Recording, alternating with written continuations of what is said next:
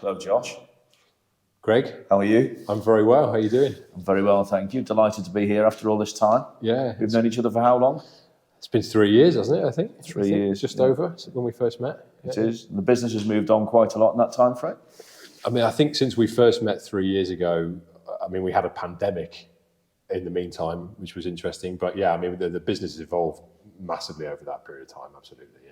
Yeah, and I mean, talk to us of the highlights over that period. Obviously, it's been an interesting time. We obviously met you when the business was much more than it is today. Yeah. You've achieved a great deal in that time frame. You know, just how would you describe the highlights of that journey? Well, we when the pandemic hit, we took the opportunity to pivot the business quite heavily. So we opened, which has been really successful for us. We focused quite heavily on public sector during that period. Obviously, the commercial sector was struggling significantly.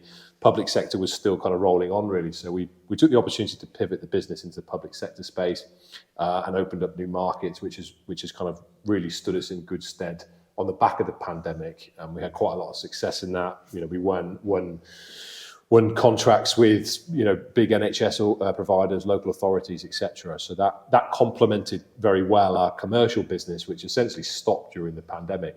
So as we kind of exited it, it put us in a really good position with a much more diverse portfolio of customers, which has kind of enabled the year or two since the back of the pandemic for us to expand into new markets.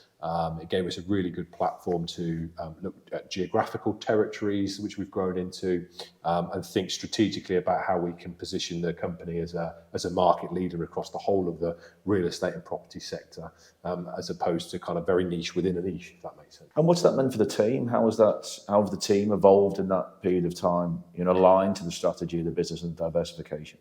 So, a couple of the team members that kind of joined us during that period. So Paul, who joined us during that time, he kind of came in and essentially set up and ran the public sector business. So he's gone on and is now a director within Joshua Roberts. So he's done great stuff. We hired 2 or 3 other people during that period who've gone on and now lead teams in commercial property and social housing.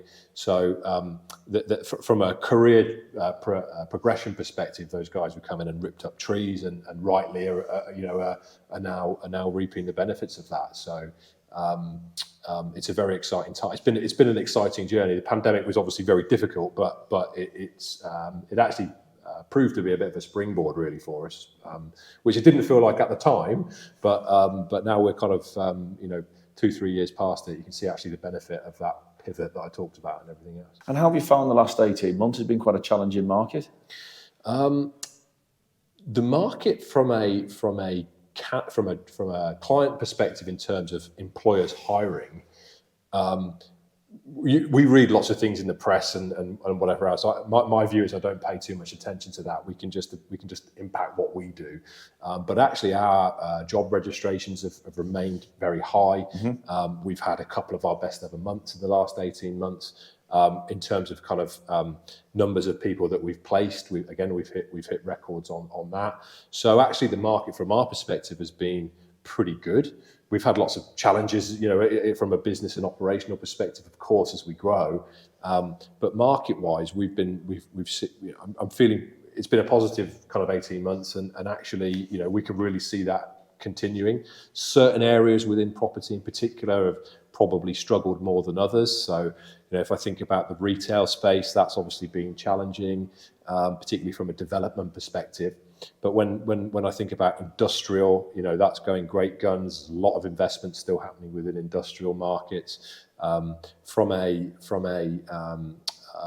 kind of vertical perspective, the property and asset management side of our business, which we deliver, is always constant. You know, properties always need to be managed. So that's been a really good growth area for us. And I'm hoping and we're certainly forecasting that in the next 6-12 months, and we're having a lot of positive conversations around the agency and development side, which we think is going to come back stronger as we exit the year. So hopefully with interest rates, flatlining, now that's certainly going to help that. So. I mean, the business, I mean, obviously in the 3 years we've said I've known you, the business has diversified a great deal. Yeah. You've grown your infrastructure quite significantly. The headcount is obviously, quite significant today. And, very well-known brand. You've done a great job in developing the brand in the business. Beyond that, the infrastructure that you have and the culture probably is another important part. One thing that's been really impressive for me is the DNA you have in the business, the leadership team you have, and how that's manifested. Just describe the culture and the DNA and what you set out to achieve and where you're at today with that, please. So what we did when we did this exercise a few years ago is we got together with one of my coaches and some of the senior leadership team, and we did a matrix basically, and we identified the top traits that we collectively had seen in the top performers that we dealt with or worked with throughout our careers. And there was 4 things which consistently came up through that matrix, which we branded as GAPO, which runs through our business. It's not a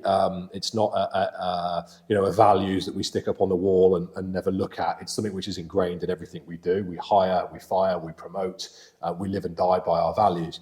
So GAPO is grit, ambition, passion, and openness. For me, grit is probably my favourite one of those 4. Yep. For me, when we look at the DNA of our business, we talk about perseverance, determination, resilience, all those things which grit encompasses, which is so important in a top performer. Ambition was really about ambition for ourselves, of course, but actually, more importantly than that, ambition for our candidates and for our customers or our clients. We want to go on a journey with our clients throughout, the recruitment process and beyond. We want to be an extension of their business. The number one challenge for clients to grow their businesses or property companies to grow their businesses is hiring great people. So we actually solve that problem.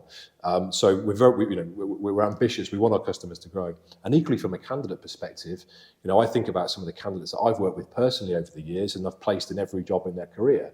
And I know that when they move a job, they're going to contact me because they know that they're going to get honest advice, a good market overview, an appraisal, and a long-term view, basically. So ambition, passion. If you're in recruitment or any industry, kind of helps. It does help. It does help. You've got to be passionate about what you do. I'm super passionate about real estate and property. I'm invested in it personally. I have another business which I'm involved in, which is a firm of surveyors. So I'm very passionate about property and always have been.